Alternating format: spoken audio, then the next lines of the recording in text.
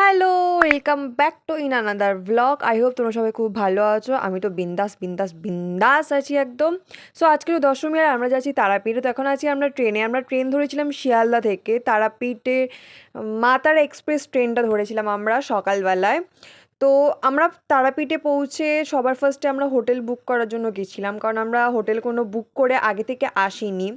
তো আমরা একটা রুম পেয়েছিলাম, বেশ সুন্দর রুমটা ছিল, বাজেটের মধ্যে বেশ ভালো ছিল, আর মন্দির থেকেও মোটামুটি কাছাকাছি, মানে হার্ডলি 10-15 মিনিটের রাস্তা হবে এরকম একটা। তারপর আমরা স্নান টান করে খাওয়া দাওয়া করে একটু ঘুমিয়ে পড়েছিলাম। বিকালের দিকে আমরা গেছিলাম তারাপীঠের মন্দিরে পুজো দিতে।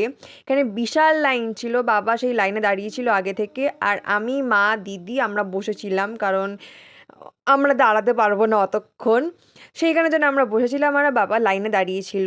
আমাদের পুজো দিতে অনেকটা টাইম লেগেছিল, মানে যাচ্ছে তো যাচ্ছে, একটু করে এগোচ্ছে, আবার দাঁড়াচ্ছে, এই হচ্ছে সেই হচ্ছে, মানে অনেকক্ষণ টাইম লেগেছিলো আমাদের পুজো দিতে। আর এখানটায় আমরা দাঁড়িয়ে দাঁড়িয়ে লিটারেলি পা ব্যথা হয়ে গেছিলো আমাদের। মা তো বলতে গেলে দাঁড়াতেই পারছিল না, কিন্তু কী আর করার, মনের মনোবল শক্ত করে রেখে দাঁড়িয়েছিল।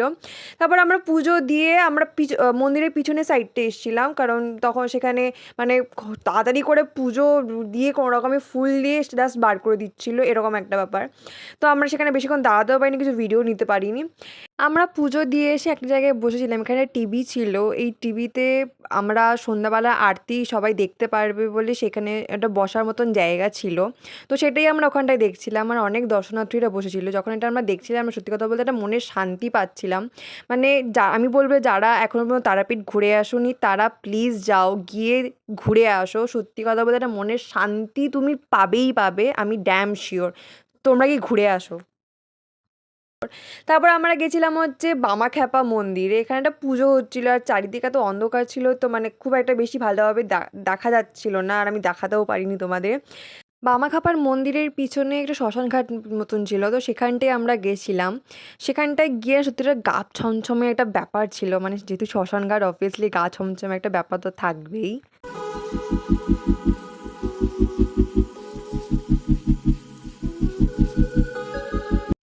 তারপর আমরা যখন মন্দির থেকে বেরিয়ে আসি না, যেহেতু সেদিনকার দশমী ছিল, আর বিজয়া দশমীতে তো অবভিয়াসলি অনেক ঠাকুর ভাসান হয়ে যায়, তো সেটাও সেখানেও হচ্ছিল। এবার ওটা কোথাকার কী ঠাকুর আমি ঠিক জানি না, তো সেটাই দেখছিলাম আমরা দাঁড়িয়ে দাঁড়িয়ে।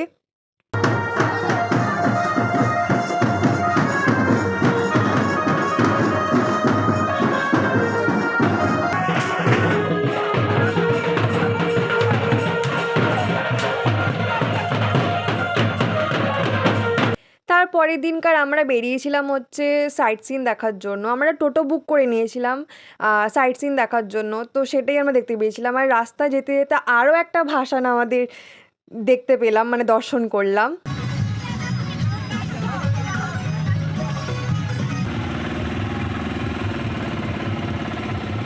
আমরা ফার্স্টে গেছিলাম বামাখ্যাপার আদি বাড়িতে।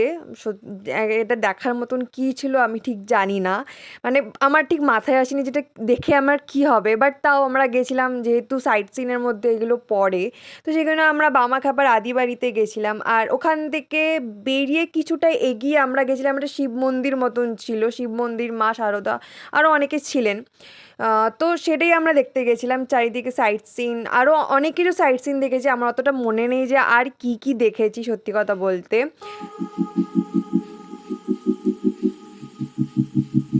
এখানে একটা নদী ছিল, তার ওপর থেকে রাস্তাটা ছিল, আর রাস্তাটা এতটা পরিমাণে বাজে ছিল, লিটারালি আমরা নাচছিলাম অটোতে বসে, মানে স্টেবিলিটির একদম যাচ্ছে তাই অবস্থা হয়ে গেছিলো। তারপর আমরা গেছিলাম ভৈরব মন্দিরে। এই মন্দিরটা আন্ডার কনস্ট্রাকশনে ছিল।